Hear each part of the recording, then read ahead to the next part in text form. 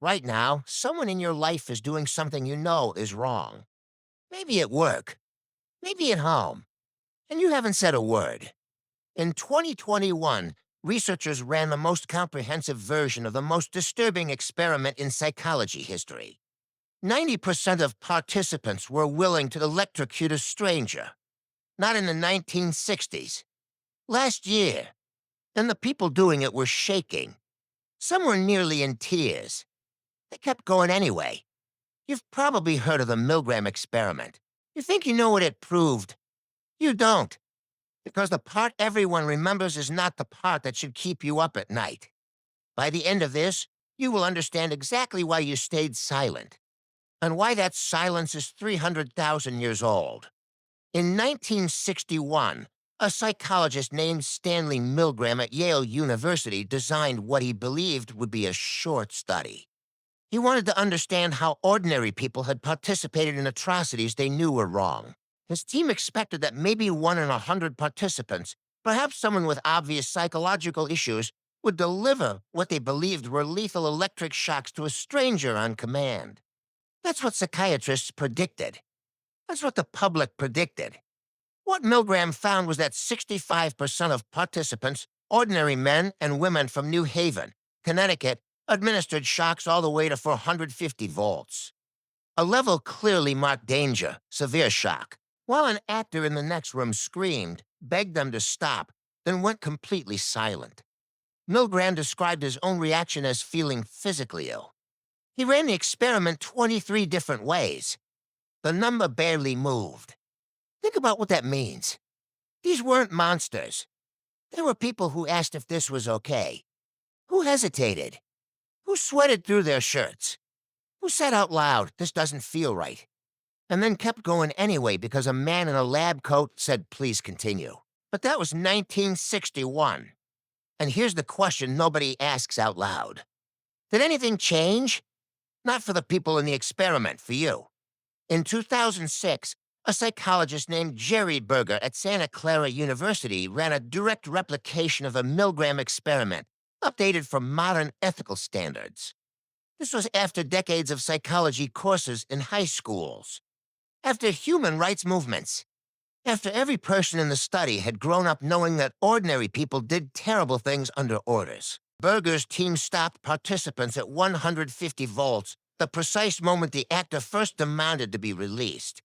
Because Milgram's data showed that anyone who passed that point almost always went all the way. Berger found that 70% of participants kept going past 150 volts.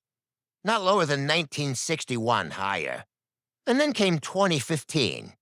A research team led by Tomasz Gerzib at the SWPS University of Social Sciences and Humanities in Poland ran the most comprehensive replication to date.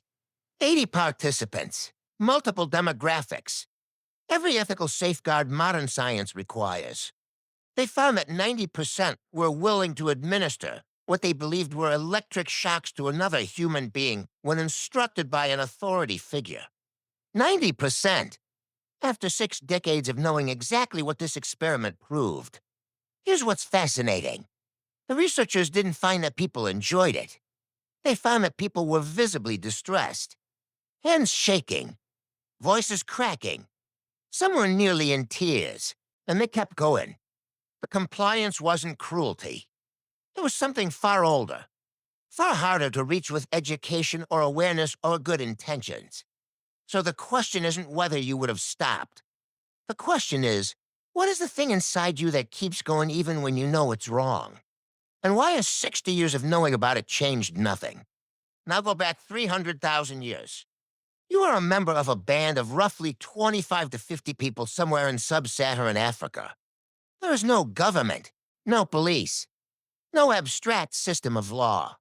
There is a dominant individual, or a small coalition of dominant individuals, and there's the rest of the group. And here is the brutal arithmetic of that world, breaking with the dominant figure, challenging authority, making a scene, costs you your position in the group. And being outside the group, alone on the African savanna, is almost certainly death. Not social death. Actual death. Predators. Starvation, exposure, The anthropologist Christopher Bain at the University of Southern California spent decades analyzing behavior across 48 different hunter-gatherer societies. His 2012 book, Moral Origins, drew on that data to identify a pattern so consistent it crossed every culture, every continent, every language group studied. Those who deferred to dominant figures lived longer. Those who formed coalitions within hierarchy survived.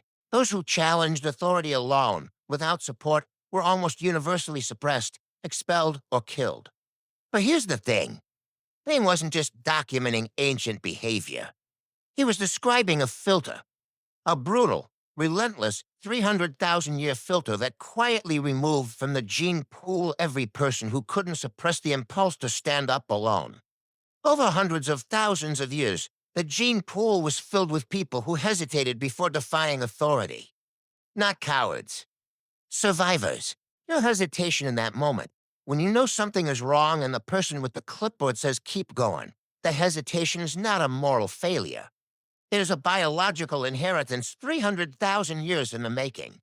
A compliance reflex that let your ancestors live long enough to become your ancestors. You are descended from every single one of them. But here's where it gets sharper. Milgram himself identified one variable that consistently broke the obedience pattern. In one variation of his experiment, he placed a second actor in the room. A peer who at the 150-volt mark stood up, said this is wrong, and refused to continue. When one person refused, defection rates among other participants jumped from 35% to over 90%. One person. Standing up. That's all it took. This is not an exaggeration. The authority didn't change. The shocks didn't change. What changed was the knowledge that you were not alone. And that knowledge, according to 6 decades of replicated science across 3 continents, is the only thing powerful enough to override 300,000 years of survival programming. Milgram called it the liberating effect of social support. Bain called it the mechanism behind every successful resistance movement in human history. The math is always the same. One person decides that being uncomfortable in this room right now is less important than what happens next. And then the number goes from 90% to 10%. So go back to that person in your life. The thing happening that you know is wrong. The clipboard. The lab coat. The silence you've been keeping. The Milgram experiment didn't prove that humans are obedient. It proved that obedience is a default, not a destiny. Right now, someone in your life is doing something you know is wrong. The number that changes everything is not 90s, it's 1. And the only question Milgram couldn't answer for you is whether that one is you.